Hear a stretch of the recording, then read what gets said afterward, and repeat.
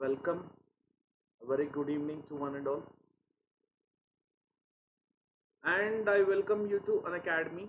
Let's crack UPSC CSE in English with Unacademy, which is the largest channel for the preparation in India. And if you want to know about me, my name is Vijay Kumar, and I have 5 years of teaching experience for civil services. And along with that, I have appeared for civil services interview twice. Along with that, I have written this mains examination more than a couple of times. So despite being a failure in this examination, I have huge amount of knowledge on how to deal the aspects for UPSC. So I deal with the geography which is present in your GS paper 1, and also disaster management, ecology, environment, and some agricultural issues in your GS paper 3 as well. So as particularly geography becomes highly important for you in your preliminary examination, I'll be coming up daily live at 8:30 p.m. With some of the subtopics which are very essential for your preliminary examination, so that you won't miss at least one question from your preparation. And also, so that if you find any doubts regarding with that, please do drop in the comment section. Those doubts I'll be discussing in the next lectures. Clear? And the today's lecture is soils of India and part 2. So earlier we have discussed about part 1 soils like alluvial, black, red, and laterite. In this we would be discussing the rest of the soils which are present in India. Clear? So let's crack UPSC CSE English with the only channel which can make you civil servants, that is Unacademy. And see, like for your preparation to happen, you have to get the subscription done. So you have to get the Unacademy subscription as soon as possible. If you have a goal of cracking civil services, it is essential that you have to focus on these particular aspects. For that, you have to come on to the Unacademy platform. For that, you have to get the subscription. How to get the subscription? Just open the Play Store app and click on Unacademy Learning app. Install the app. Once it is installed, go to home page. Once you are redirected towards the home page, you can see the get subscription button. Click on it and try to get the subscription button. If you have any doubts on how the classes run on Unacademy platform, once go and watch the special classes. There would be a separate column for you called as special classes. Once just go and watch the lectures in the special classes, you will understand how the classes actually run on Unacademy platform. So try to get the subscription done so that you will find unlimited live and recorded courses from the India's best educators. And once you get the subscription done, what are the things which you are going to get? Daily you would be finding live classes on different aspects of your preparation with different educators. Clear? And the live classes is not one-way communication, it would be two-way. You can chat with the educator, engage in the discussions, ask your doubts, and you can also participate in the answer polls. These all things happen while the class is going on. Clear? And apart from this, you will find some live test series and quizzes which are present, so that you can evaluate your preparation with this mock test and quizzes, through which you will get a detailed analysis on your performance. And apart from this, you will find structured courses. Like, it's not like random educators would come and they would be teaching on the platform. You will 100% will get a structured course. Like, for example, if I am dealing with polity, I'll make a separate structure of course for the upcoming 1 or 2 months in the polity lectures. So you can come and watch those lectures accordingly. You can plan those lectures. Clear? And you will find unlimited access. This is the most important point. In any other platform, you won't find this unlimited access. There would be some limited access towards this. Once you get the subscription done, you can watch the live and recorded courses from the comfortable devices like laptop and mobile phone. And if you miss the live lecture, you can go and watch a recording for a number of times.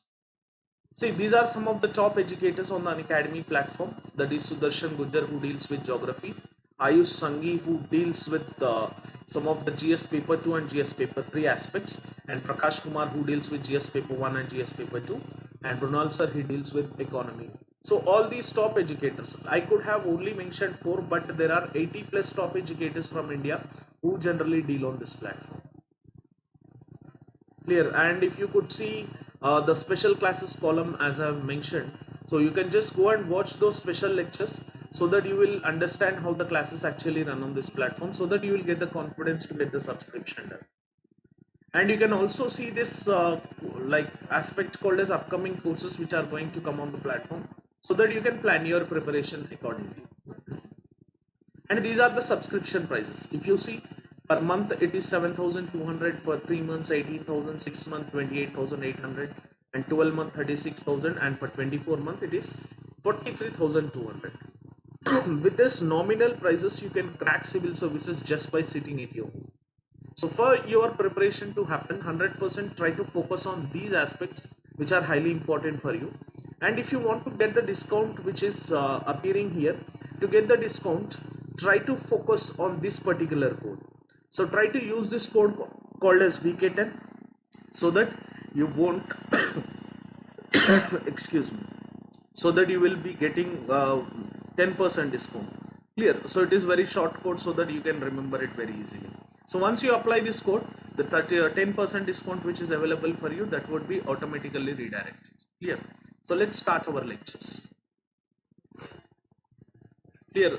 So the first in the last lectures we have discussed about alluvial black and red soils. In this lecture we would be discussing about the rest of the soils which are present. And every time do remember, when you try to read about soils, try to see its distribution, try to see how the soil is formed, try to see its characteristics, try to see its chemical composition, try to see the crops which are grown in that soil. So these are the 5 important aspects which you have to focus on. What are they? They are first one, how the soil is formed; second, where the soil is distributed; third, what are the characteristics of the soil; fourth, what are the chemical composition which the soil is involved with; and fifth, what are the important crops, if they grow, what are the important crops which would be growing in that region. Clear? So simply, if you see the laterite soils, how they are formed, they are mostly the end products of weathering. So now the question comes like, what is weathering? Weathering is a process through which the disintegration of rock happens. In this weathering we would be having different types, like physical weathering, chemical weathering, biological weathering as well. So either because of the physical factors or because of the chemical factors, if the rock disintegrates, that would be called as weathering. So simply laterite soils are the mostly end products of this process of weathering. And if you could see, these laterite soils, they are formed under the conditions of high temperatures and heavy rainfalls with alternate wet and dry periods. It means in those regions where you have high temperature and heavy rainfalls, where you find alternate wet and dry seasons, like where you find alternate correct exact wet and dry seasons, in those regions there are high chances that you will be finding this laterite soils. And if you see the heavy rainfall which happens, let's assume in a region we have heavy rainfall, those rainfalling regions, it promotes process of leaching. So what is leaching? Generally we can directly say that laterite soils are formed because of process of leaching. Do remember this keyword. So leaching is a process through which the nutrients would be washed away by the water. Because of the heavy rainfall which would be present, the topmost layer of the soil which is filled with nutrients, those nutrients would be washed away by this water. And if you could see, like lime and silica are generally leached away from the soil, and soil rich in oxides of iron and aluminum compounds is left behind. So in general, the lime and silica are leached away because of this heavy rainfall through the process of leaching. So what is leaching? Whereby the nutrients get washed away because of the heavy precipitation which is happening, that would be considered as process of leaching. And if you see, literally the laterite means brick in Latin. They hardly they harden greatly on losing moisture. So laterite soils are red in color due to little clay and more gravel of sand, red sandstones which are present. Do remember this point. The chemical composition, as I have said, it is also highly important for you. Laterite soils are rich in bauxite or ferric oxides. So as here, as I have mentioned, alluvial compounds are left behind. So obviously it is true that these regions are very rich grounds of bauxite. So wherever you would be finding these laterite soils, those regions have huge amount of bauxite reserves. Do remember this, the most important point. And if you see, as the lime is washed away, that is these laterite soils are poor in lime and the magnesia, potash and nitrogen. So these soils, they lack in these things: lime, magnesia, potash and nitrogen. Sometimes if you see, the phosphate content may be high in the form of iron phosphate. Do remember this point. And in wetter places there may be higher content of humus as well. Clear with this? So try to focus on this. 100% you will be getting these kind of chemical composition aspects in this. And moving further, as I have said, the third part which you have to remember, that is distribution. So laterite soil generally they cover an area of 2.48 lakh square kilometers. So the continuous stretch of laterite soil is found on the summits of Western Ghats. Clear? Near the Western Ghats at an elevation of 1000 to 1500 meter, we would be finding this laterite soil, because Western Ghats are having huge amount of precipitation. As the monsoon enters into India in the month of June, it is the Western Ghats region which experiences heavy rainfalls. And in the summits of Eastern Ghats, due to heavy cyclonic precipitations, we would be having this laterite soils which are present over there. And in and around, you can see along with this Western and Eastern Ghats, you can see in Rajmahal Hills, which are located near to the Chota Nagpur Plateau, along the Vindhyan and Satpuran ranges, and also in the Malwa Plateau. See, all these regions are either grounds of high temperatures or those regions which are high in their precipitational patterns. So because of that physical properties, the weathering would be done. Hence the end product of weathering, we would be finding this laterite soil. And they are also well developed in southern Maharashtra portions and parts of Karnataka. Clear? And are widely scattered in other regions as well, but just remember them. It would be more than enough. Your job would be done if you remember this. Western Ghats region, Eastern Ghats, this would be remembered. Vindhyas and Satpuras, remembered. Rajmahal Hills around Chota Nagpur Plateau, remembered. Malwa Plateau, remembered. Clear? And some summits of Maharashtra and Karnataka. And if you could see the crops which grow in this laterite soil, they lack fertility due to intensive leaching, because silica and nutrients would be washed away from the soil. So when manured and irrigated, as it lacks fertility, these crops like these soils, when they are manured and irrigated, some laterite soils are suitable for growing the plantation crops like tea, coffee, rubber, cinchona, coconut, arecanut, etc. In some areas, these soils support grazing grounds and shrub forestry. Clear? So if you could see the economic value, laterite soils and lateritic soils provide valuable building timber. These soils can be easily cut into cakes but hardens like iron when exposed to the air. As it is the end product of weathering, it cannot be weathered much further and it would be the durable soil. Clear? Any doubts on this? And the next soil which is present, that is forest or mountainous soil. These soils, they occupy somewhere about 2.85 lakh square kilometers or 8.67% of the total land area of India. So forest and mountainous soils, they are mainly heterogeneous soils. Do remember, they are not homogeneous. They have different combinations. Clear? They are heterogeneous in nature. They are found on the hill slopes covered by the forest.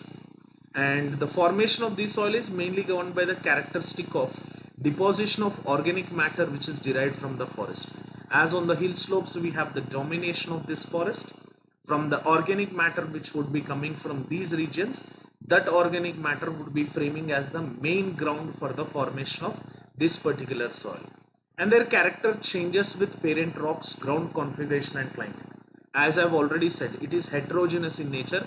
It on and often changes. The characteristics on and often changes, which depends upon the parent rocks and the ground configuration along with the climate. Consequently, if you see, they greatly differ even if they occur in close proximity to one another. So this is the most important point. If someone asks which of the following soils is more heterogeneous in nature, the answer would be forest and mountainous soils. And if you see the distribution of this forest and mountainous soils in the Himalayan region, such soils are mainly found in the valleys, less steep and north facing slopes. And the south facing slopes are very steep and exposed to denudation, hence do not support soil formation. It is only in the northern facing slopes which support the soil formation. Hence the distribution of this forest and mountainous soil which is present, that happens in this region where the northern slopes are present. And the forest soils occur generally in eastern and western Ghat summits as well.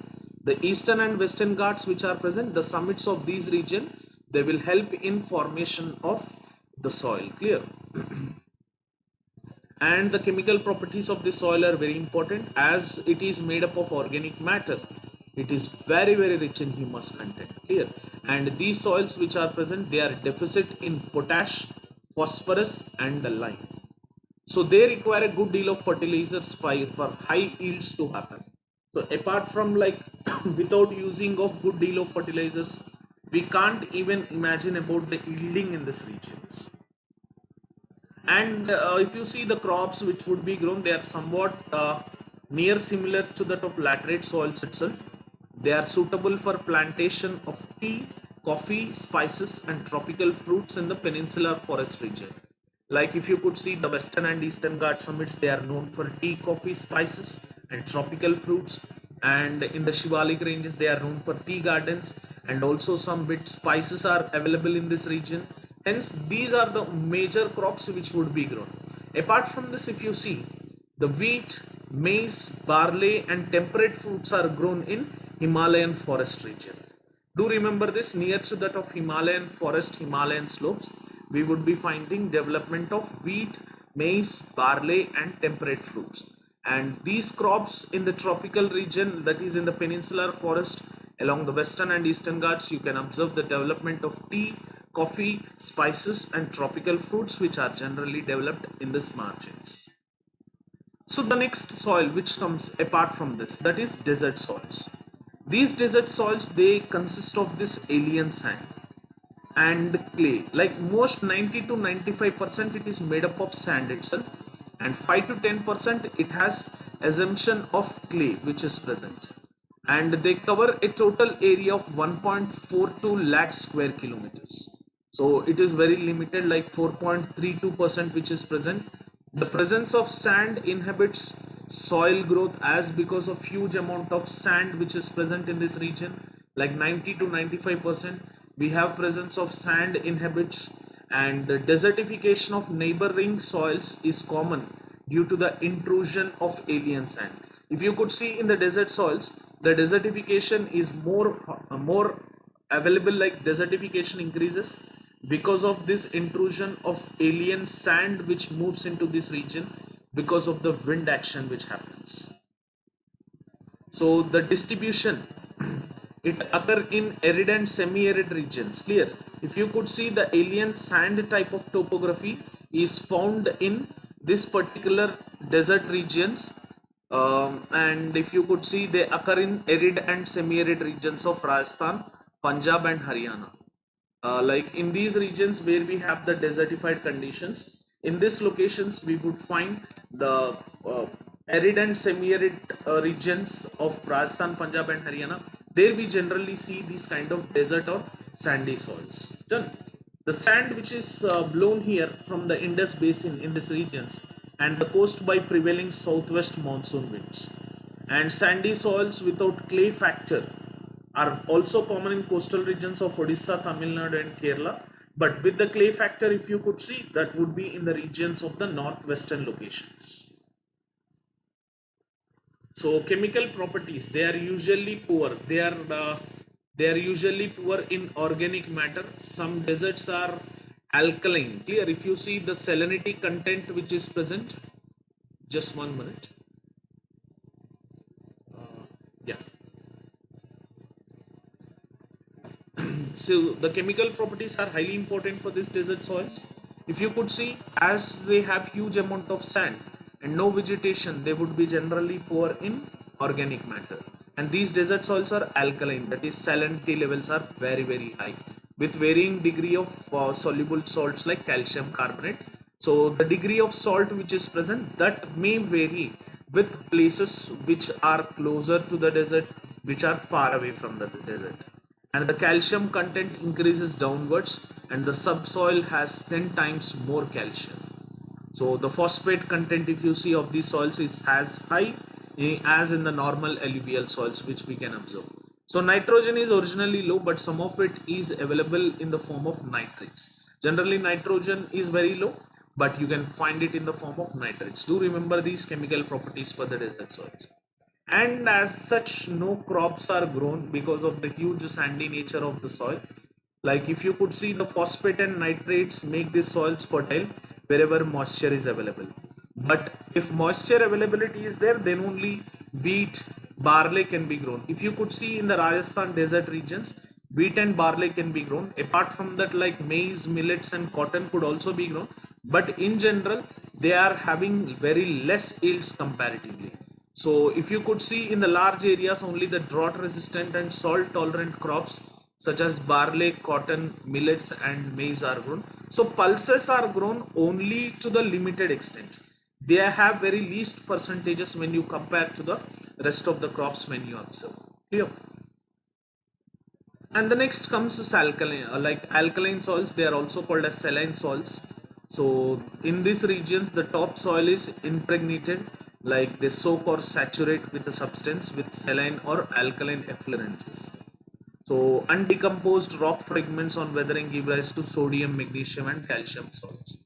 If you see some of the salts in this soils, they are transported even by the rivers.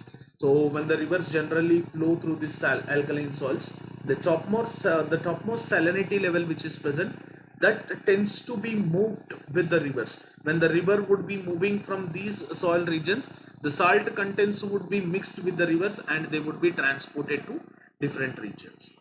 And in the regions with the low water table, the salt percolates into the subsoil, and in the regions with good drainage, the salts are washed away by the flowing water. So hence, in those regions where we have good amount of drainage, in those regions they are suitable for agriculture because the salts would be washed away. And in those regions where we have lower water table, like the salt, as usually it percolates into the subsoil, hence as we don't have any good drainage system, those soils would be having high salinity levels. Hence they have very least productivities in any crop which grows in that regions. Clear? But if you could see the places where the drainage system is poor, the water with high salt concentration becomes stagnant and deposits all the salts in the topsoil once the water evaporates. Do remember, drainage system wherever it is poor, the salt would be deposited on the topsoil once the water evaporates. Where the drainage system is very high, very good, the salt mixes with the water and then it tends to move. And in the regions with high subsoil water table, injurious salts are transferred from below by their capillary action as a result of evaporation. Simply capillary action is nothing but the movement of the beneath fragments which are present like salts, minerals towards the topmost layer of the soil. That would be called as capillary action. Movement of the salt particles from beneath into the ground levels towards the topmost layers. They are considered as capillary action. So through this capillary action, some of the injurious salts would be transferred from the below as a result of huge evaporation which happens in the dry season where we have very least amount of water availability. And if you see the saline and alkaline distribution, like saline soils and alkaline soils, they occupy somewhere around 68,000 square kilometers of an area. These soils are found in canal irrigated areas and areas of high subsoil water table. If you could see some parts of Andhra Pradesh, Telangana, Karnataka, Bihar, Uttar Pradesh, Haryana and Punjab. Not entirely this region is dominated, only some patches in these regions which are side effects. Like in the Punjab region, if you could see, as they are well trained, but still because of excess irrigation, because of the faulty agricultural practices which has happened in the Punjab region, that had made the distribution of alkaline soils. And hence this would be the reason why the Punjab farmers committing suicide despite they have good amount of fertile soil, because of the green revolution which was introduced in that regions. This particular Punjab region has excessive irrigation facilities, along with that faulty agricultural practices were done where the soil has lost its productivity levels. Hence in the recent era, despite Punjab being known as the Annadata of India, in that regions also the farmers are committing suicide. And if you could see, the Rajasthan and Maharashtra patches, however, have these alkaline soils because they experience the arid and semi-arid locations. And if you could see, the accumulation of these salts make the soil infertile, that is 100% true, and renders it unfit for agriculture. In Gujarat, the areas around Gulf of Khambat are affected by the sea tides carrying salt-laden deposits. Vast areas comprising the estuaries of Narmada, Tapti, Mahi and Sabarmati, they also have become infertile just because of the sea waves, which generally tends to enter into the coastal regions. They have deposited the salt around these regions. And the next comes like peaty and marshy soils. These soils are these are soils with where we have waterlogging situations. There we can find this marshy soils, and these soils with a large amount of organic matter and a considerable amount of soluble salts, because in the coastal regions in general, whenever there would be combination of sea water with that of river water, there we experience waterlogging situations. There we generally find marshy lands. In those regions we would be experiencing vegetational aspects, like mangrove forestries are best grown in this region, right? So in those regions, the soils which are present, they have huge organic matter because of the waterlogging situation from the river and the forestry which would be developed. And also we would find huge amount of soluble salts from the impact of the seawater. The most humid regions have this type of soil. Like in those regions where we experience heavy rainfalls or huge amount of humid conditions in the coastal regions, in those regions the chances of peaty and marshy soil availability would be very high. And if you see these marshy soils which are present, they have black color and they are heavy, and also they are highly acidic in nature. So if you could see the distribution of this peaty and marshy soils, Kottayam region of Kerala and Alappuzha districts of Kerala, so these regions have most domination of this marshy soils. Also, like apart from this Alappuzha and Kottayam districts of Kerala, they occur in the coastal areas of Odisha and Tamil Nadu. And if you could see the Sundarban regions of West Bengal and in some portions of Terai regions of the Gangetic belt. Hope you remember about Terai belt. You can divide the Great Plains as Bhabar belt, Terai belt, Bhangar belt and Khadar belt. In that Terai regions where waterlogging situations happen because of the river re-emerging from the Bhabar belt. In the Bhabar belt, river disappears. In the Terai belt, river emerges. In those regions where we find the waterlogging situations, there also we could see this particular marshy soil where only vegetation can be developed. And also in the Almora district of Uttarakhand, where the rivers tend to fall down from the steep slopes and where they accumulate, there also we can see this peaty and marshy soils. Do remember, mostly they are associated with the regions which have high humid regions and mostly coastal regions. Clear? And in these regions no such kind of crop cultivation happens. The mangrove forestry would be mostly developed in these regions. Clear? And hence this would be the last slide for this lecture. And let's crack UPSC CSE English with Unacademy. And if you want the continuous notifications, please click on the bell icon for the continuous notifications, and please do subscribe to Let's Crack UPSC CSE English with Unacademy. And if you have liked this lecture, please give a like symbol and do share the video as it can reach as many as possible. And before you get the subscription done, use my code called as VK10 so that you would get a discount of 10%. So try to use this code called as VK10 so that you can get the discount of 10%. Clear? Hence, thank you for watching this lesson. Have an awesome day. Jai Hind. And one more point which I forgot to remember, like the topics which you are in required with, you can also mention them in the comment section so that I can deal those topics for you in a special regard. Like for example, let's say you are finding some difficulties with those topics in the geography, especially for prelims, how to remember all the factual informations or how to focus on these parts. So you can just drop in the comment section or in the live chat. Once I see them repeatedly, if at least 10 people would be asking, I'll be making a separate lecture for them on this particular daily live which happens at 8:30. And every day I'll be coming live at 8:30. And apart from this, every Sunday we would be having marathon sessions on geography exclusively for preliminary examination. So please try to focus on this and never ever end your process of preparation. Try to catch every point so that your preparation never ends. Clear? Thank you for watching this lesson. Have an awesome day. Jai Hind. Bye. Good night.